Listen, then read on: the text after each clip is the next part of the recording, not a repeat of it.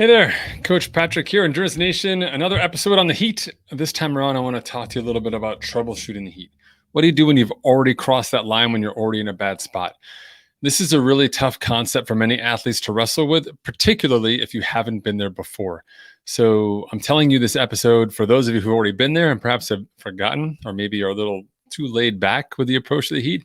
But I'm also hoping to educate some of you who've not really been pushing yourself or racing at your high end of your potential on the race day, and in a situation where there is heat and you actually kind of cross that line, and then how do we get back, right? And it's really important to kind of understand the sensations and the things that happen to you in the space. So when you're racing in the heat, all the actions that you take have consequences. In general, they do, right? In terms of effort, right? If you already know that if you go really hard at the beginning of your race versus having some energy left at the end, odds are you're not going to be successful, right? It's an endurance event. He or she who slows down the least wins. And if you're going to go really fast at the beginning, you're going to slow down. So you're already putting yourself in that category, right? Another example will be sort of the cascading effects. So you might think that, going too hard elevates your heart rate. And as a result, you didn't really get what you wanted out of passing a bunch of people after getting through a single track section, whatever it may be. But what you don't realize is that in a hotter day, the effect of that effort is actually magnified. So while on a normal day, it may take you, 3 minutes to reduce the fatigue or reduce the stress associated with a 30-second burst. On a hot day, that could be as long as 10 minutes, right? Almost amplified 3 times, simply because your body has to do a lot more work. And the odds of there being a 10-minute section where you can be steady and still in the group and recover after that surge, very unlikely, just given the nature of racing and so on, right? And as a result, opting into those situations in the heat become costly. So we have to have a better framework for understanding how do we undo some of the damage that's been done? Because we all make mistakes, even experienced athletes, especially if you're competing on that, sort of riding that edge of your performance. It's very easy to tip over and say, whoa, I'm on the other side. How do I course correct? How do I get back? What do I do? Okay. So we're going to talk a little bit about that today. And this is for all levels, or rather, I should say, all modalities of endurance sports, which is really important. Okay. So first and foremost, in terms of troubleshooting when things go a little awry in terms of heat management or dealing with high temperatures on the day, okay? So number one, we have to have nutrition flexibility. What I mean is you have a plan, you have food, you went shopping, you've been training, you're carrying stuff, and you're ready to move forward. And here you are in this tough heart rate situation. The bell goes off on your watch or your timer, the lap timer, whatever your trigger is, or you hit that one spot on the course, it's time. And you're supposed to eat some bar or do something like that. You're supposed to get calories in from hard, solid food. And that's probably going to be a hard pass here as you're trying to recover from the heat.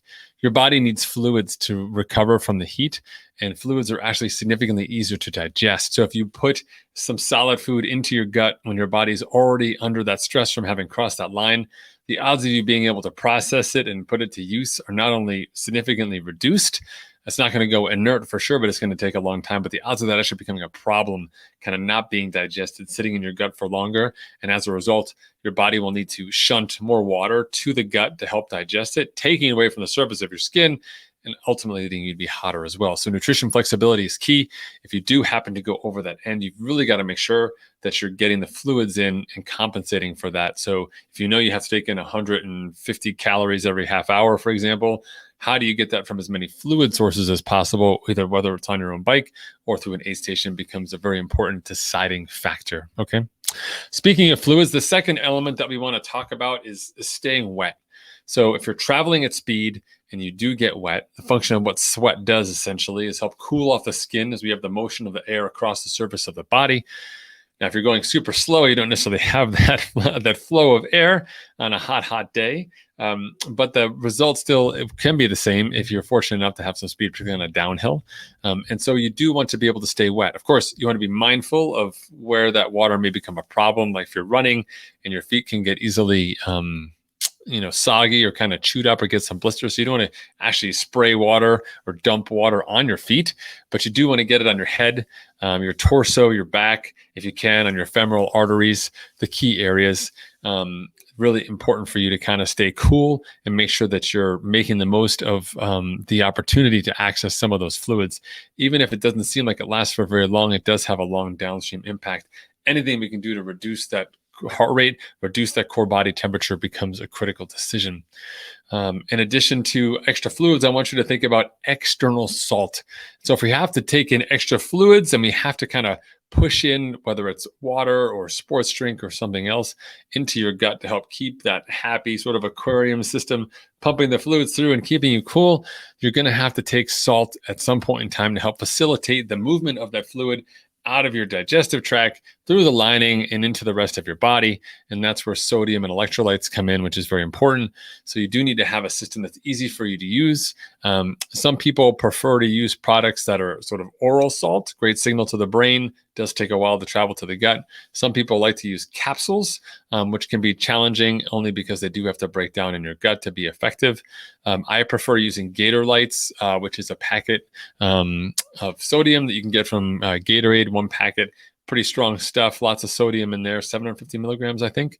We generally recommend a total of 1,000 milligrams across all sources in an hour, give or take on your size. So 750 is almost like an hour's worth of sodium in there. Remember, the sodium isn't just in this case replacing what you've lost or sweat out. It's also facilitating this extra fluid in your gut. So if you start getting sloshing in your gut, time to turn that external salt. If you have to, all of a sudden go to water instead of sports drink with electrolytes in it, you need to add some external salt. If you're, really trying to get some food or fluid in and you're concerned about it, take that extra salt to help facilitate it. So for me, with these electrolytes, the Gatorlytes, I'll put them into a small carry bottle and I'll add water to it. And I can use that to squirt that very, very salty water and spike anything that I'm drinking. So I can spike my Gatorade, my Coke, my water, whatever I'm taking while I'm on the run on my race. If I'm riding, it becomes a little more challenging. I may opt for the pill form, but I do want to make sure that I'm taking that sodium consistently and I have access to those pills fairly easy when I'm out there training and racing, which is important.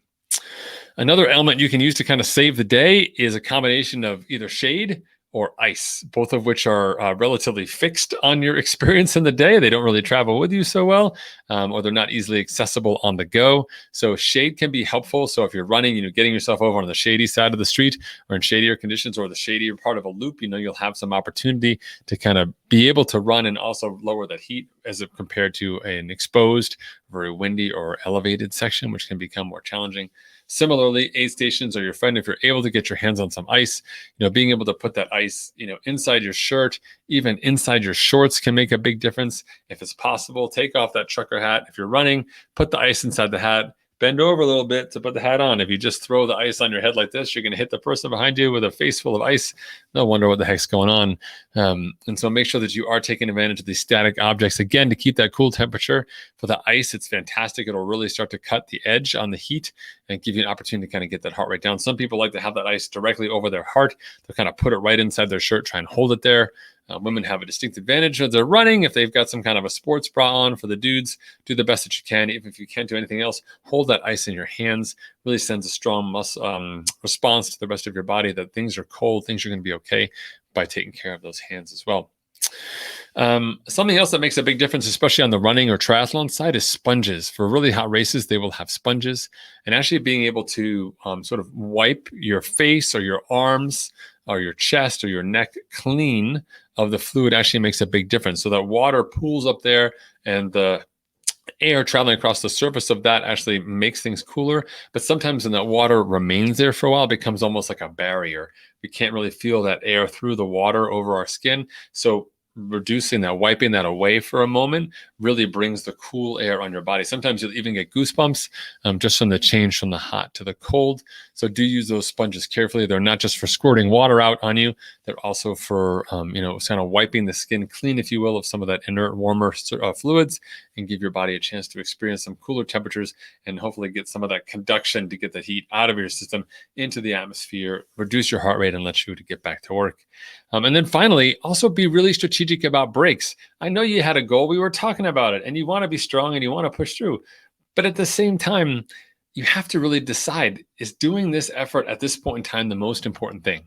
Of course, in an ideal situation, you've had an opportunity to create a race plan and you understand contextually, given the conditions, where the best effort is. But regardless of that, on race day, things will pop up and you have to make a more of a gut call situation. Do I or do I not do this? Is this going to help me be successful long-term in this event, or is it not going to help me? And in that regard, understanding where strategic walk breaks can happen is really important. I think about this as a lesson that I learned from racing in Kona at the Ironman Hawaii several times. I learned that in my first couple of races, I ran Palani Hill, also known as Pay and Save Hill. It's kind of a two-step hill that really runs from the bottom, from the King Cam Hotel, all the way, it's sort of only part way up the mountain, but it does go all the way up if you wanted to keep going. But it's long enough. I'd say it's probably about, somewhere around about half a mile, maybe a little bit less, maybe 4/10 of a mile, with a little bit of a flat break in between as you cross over an intersection. But the result is it's long enough. There's an aid station in the middle. Let's put it that way. There's an extra aid station halfway up the hill. And it's really challenging. And I found that from my early races that I was always cracking after that. I could run well for the first couple of miles, get settled in, run up Palani, and then my day was over. Everything went downhill from there. So I had to make a tough decision after a couple of tries to say, you know what, I'm not going to run Palani Hill. I'm going to run until my heart rate gets to X, which is my unhappy place, and then I'm going to power walk that thing for the rest of the way. And it was amazing. I gave up 2.5 minutes on that hill, but I made up like 25, 30 minutes on the rest of the day because I took that strategic walking break. And you too can take advantage of this in your course. Are there specific spaces on the course where you do want to slow down, where it's not a critical success factor for you to run fast, and you can use it to your advantage? So know the terrain of your course. If you're able to get out there and recon, great. If you've ridden it before and you have lessons learned, go back. Read that race report, capture those lessons, or talk to your teammates who've raced it and learn from them and make sure that you don't create the wheel again or run through those same mistakes. Managing the heat and being smart about the heat in terms of troubleshooting doesn't have to be difficult, but it does have to be focused. You need a cascading set of options to walk through so you make sure you're checking off all the boxes and you haven't left any stone unturned. To recap for you, nutrition flexibility in terms of adding more fluids, adding more salt to the equation to help you process those fluids, and just being really on top of your overall nutrition plan. Identifying spaces where you can access shade and ice to stay cool, but also get out of the direct hot sunlight if that's worthwhile for you or something you can manage. Using sponges to your advantage, kind of get that fluid off the surface of your skin, replace it with something else, but also benefit from having some of that cooler air, reduce that body temperature. And then finally, being strategic about your effort. Are there places where we want to reduce our effort to allow for some recovery? And then, create opportunities later on for better performance because we were judicious in the distribution of the work we were able to do. All right. Awesome. Hey, folks, thanks for tuning in this Troubleshooting Heat episode. I hope it was helpful for you. If you've got questions or comments, put them in the video below. I'll be happy to answer them here on our YouTube channel, or head over to EnduranceNation.us where you can use the red chat icon at the bottom.